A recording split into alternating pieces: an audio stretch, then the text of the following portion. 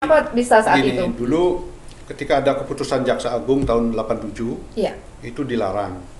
Yang berwenang melarang langsung itu Jaksa Agung sendiri. Gitu. Sekarang ada undang-undang baru. Payung hukum untuk Kejaksaan Agung ini sudah dilepas. Undang-undang PNPS-nya itu sudah dicabut. Jadi MK menyatakan sekarang kewenangan ini beralih ke Pakem, bukan ke Jaksa Agung sendiri. Gitu. Nah, setelah jadi Pakem, SK ini tetap ada, tapi tidak dicabut, tidak berlaku. Gitu. Kami kan tanya ke Kejaksaan Agung. Ini SK ini statusnya bagaimana Pak? Ini kami kan selalu dituntut, tolong kasih statement. Nah, statement Kejaksaan Tinggi waktu itu, SK ini masih ada. Masih ada. Tapi tidak bisa dilaksanakan, itu bahasa hukumnya kan. Gitu. Iya.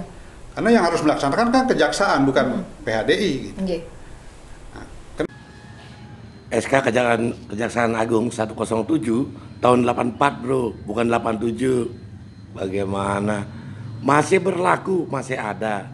Oke, sekarang bagaimana dengan ketentuan yang ada di Bali? Berarti kalau masih ada, masih bisa dilaksanakan tanpa ada batasan waktu. Simak lagi.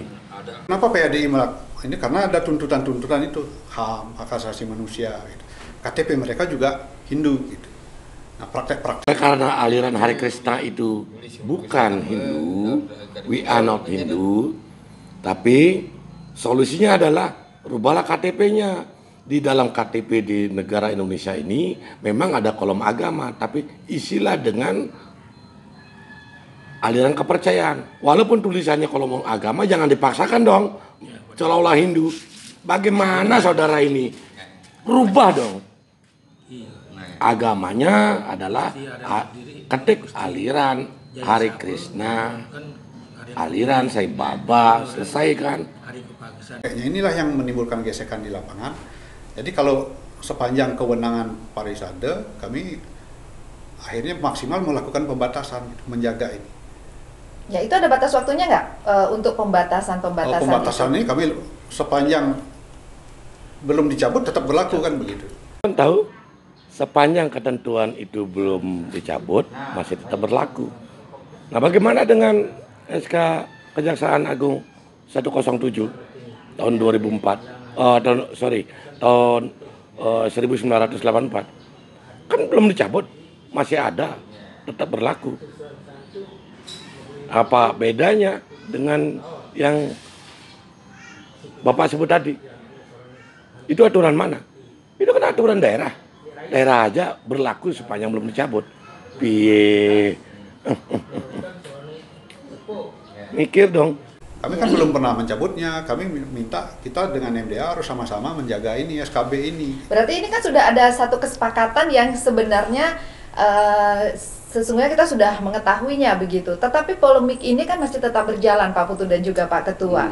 Ada berbagai hal yang tetap saja dari masyarakat yang menginginkan bahwa Sampradaya ini nggak boleh ada di Bali. Karena dianggap memporak-porandakan Resta Bali. Ya, memang benar memporak-porandakan Bali. Contohnya, aliran Hare Krishna memuja manusia sebagai Tuhan, manusia berwujud yang bernama Chaitanya Mahaprabhu. Dia tidak mengenal, tidak mengakui adanya Brahma dan Siwa. Sedang di Bali itu kan adanya Kayangan Tiga, konsep Trimurti. Berarti itu kan memporak-porandakan dan menyerang keberadaan desa adat Bali. Paham? Untuk aliran Sai Baba, dia masuk melalui wadah Yayasan Weda Posana.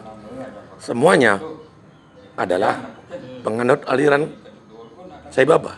Sai Baba sebagai Tuhannya. Nah, cuman dia mengkolaborasi dengan adat supaya satu geram seolah-olah dia adat.